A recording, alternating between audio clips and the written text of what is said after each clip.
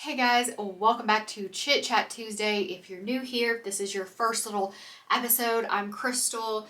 There are so many other episodes. Go check them out. I always link the playlist at the beginning of the video, so it'll be popping up somewhere in here. But up here. Anyways, so I thought today I would talk about my experience as a military spouse, because I feel like if you haven't experienced it, then you really don't know what it's like or anything about it. Before I became a military spouse, I was just like, indifferent about it. I didn't think about what the spouse might go through or anything like that. Like, it never crossed my mind. You know what I mean? Like, I wasn't living it, so I didn't care about it.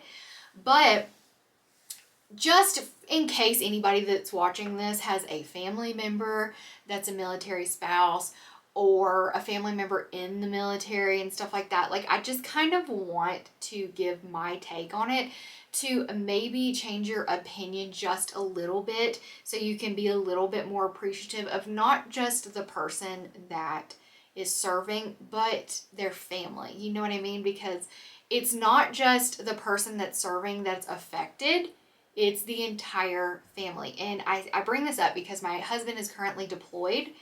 So I felt like this was the perfect time to kind of like talk about it. Because I am going through one of the most difficult things that go along with being a military spouse, which is having your spouse be deployed. It is not easy, especially if you have kids, which, disclaimer, if you can hear mine, they're playing and they're not fighting, so we're just going to let them be loud. But your significant other being deployed, it's not an easy thing.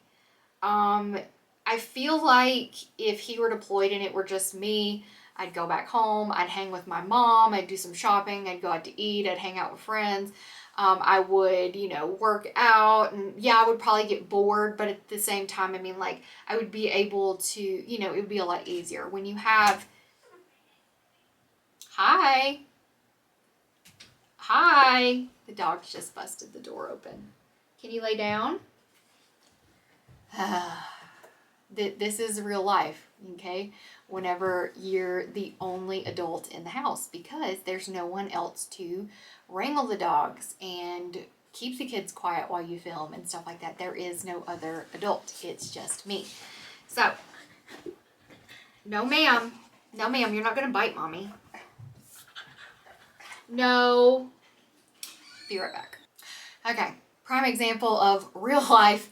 I had to go lock all three of them up because they're wanting to play in here and there's just not room for that to happen, and they're also loud.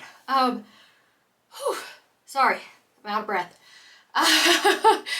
But it's very difficult, and I know, okay, I'm not speaking in regards to comparing a military spouse with a deployed wife or husband, whatever, single parenting to an actual single parent. I couldn't imagine being an actual single parent, because then would come working to provide for your children pretty much on your own, like never having, you know what I mean? Like, I am not discounting single parents, not a single bit, because I don't know how the heck they do it, to be honest. But I'm itchy. But it is very difficult to have someone deployed. Like, the Wi-Fi is not that great where he is at. And honestly, we did not want to change our plan to international just so he could call me while he's over there.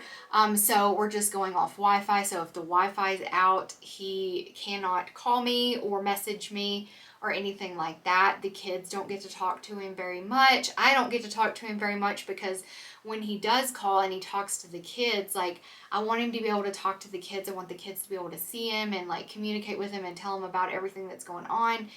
And then comes the fact that whenever we do get a chance to talk, I feel like I have nothing to talk about, because my days are literally like, get up, make the kids breakfast, do some cleaning, try to get a workout in.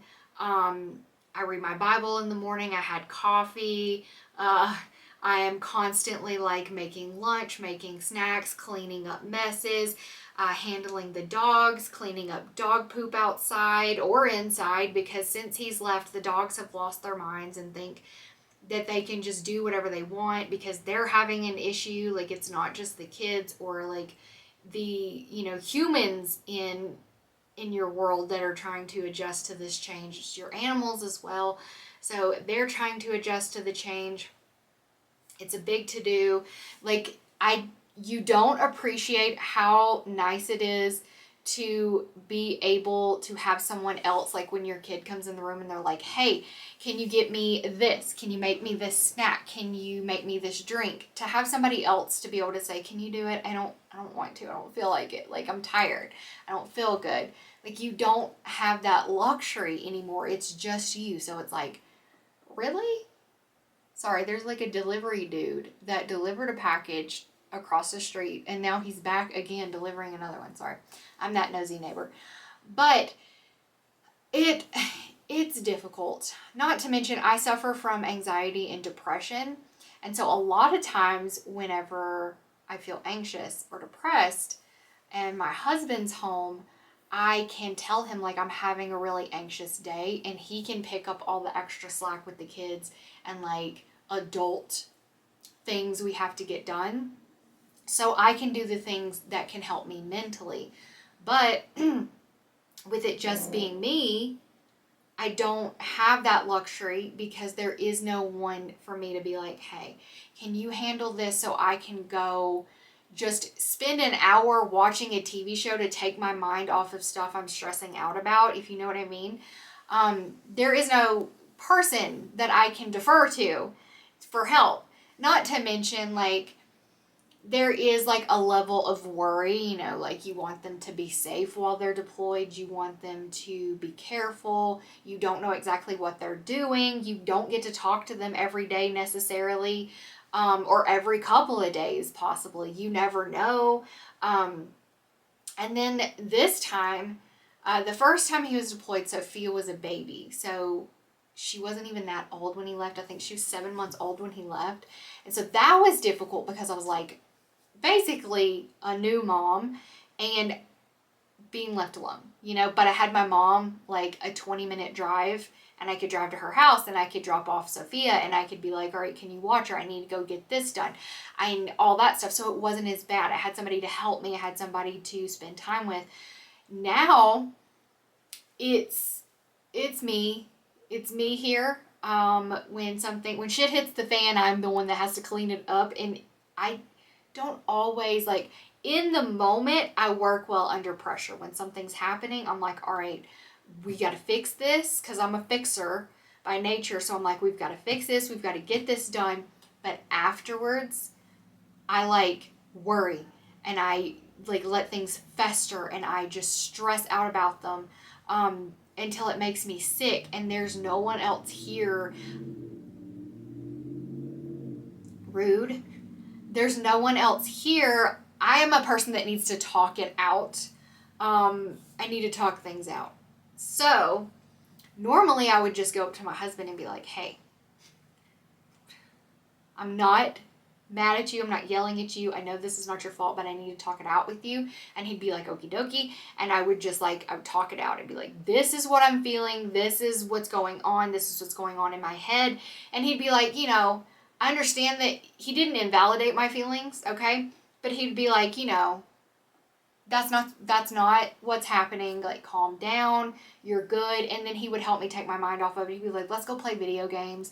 Let's go do this. You want to go buy a new pair of shoes? Like, he knew how to like take my brain off of that and move it to something else that I enjoyed, that I had fun doing. And when it's just me and my brain, So my experience with my husband being deployed is a lot different. But with being a military spouse, other things are also factors. One,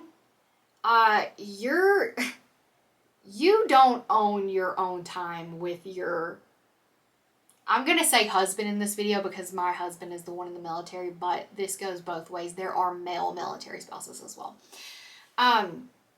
or female military spouses that are married to a woman. Like, you get what I'm saying, but I'm going to say husband because this is my situation.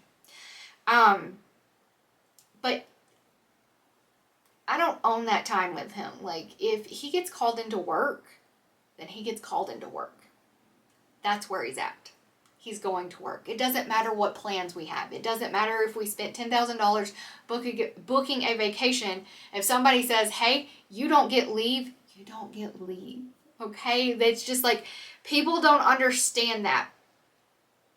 2, you don't really get to control where you live. You can ask nicely. You can put it down on your preferences, but that doesn't mean crap. Where they say you're moving and when they say you're moving, that is where and when you're going. You can decline it, but I'm pretty sure you only get one chance to do that.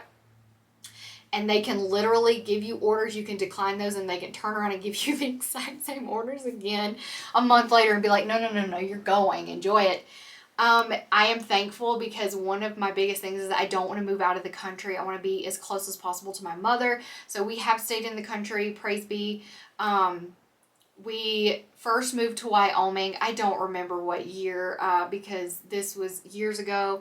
We first moved to Wyoming, which was a big difference for me, which was fun at first because there was like snow and it was a new environment, but it was very small. It was like much smaller than where we lived in Louisiana.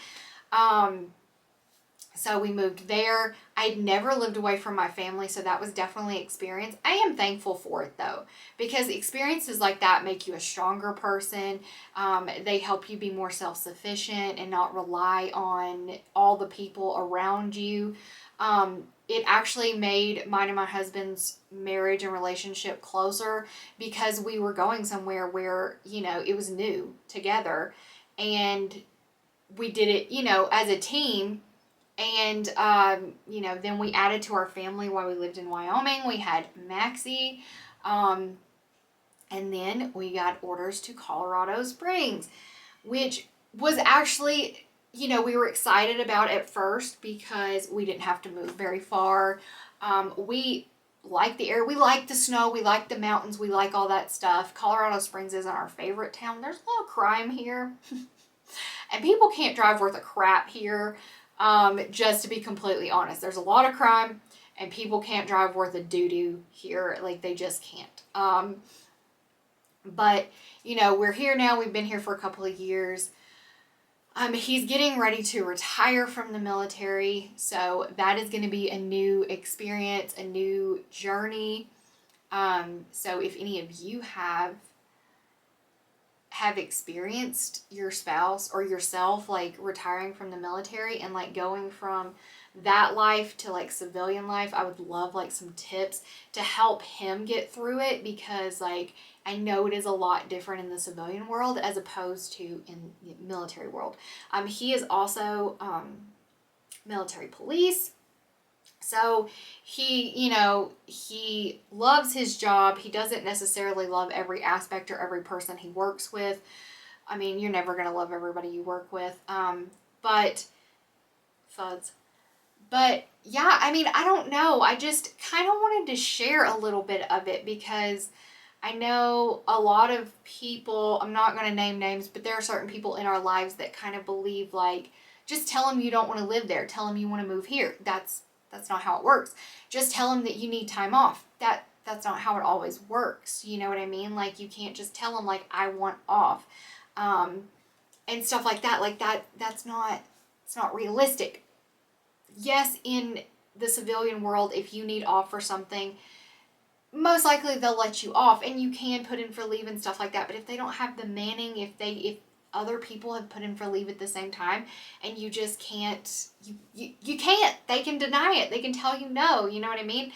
And so it is like a thing where, like I said, if you've never experienced it, you don't understand it, you don't know anything about it. And I was one of those people. Like, before I started dating my current husband, I didn't understand that kind of stuff. And when we were dating, like, I would get frustrated because it would be like, oh, I'm supposed to be off, but I have to go into work. I have to do this. I got called in.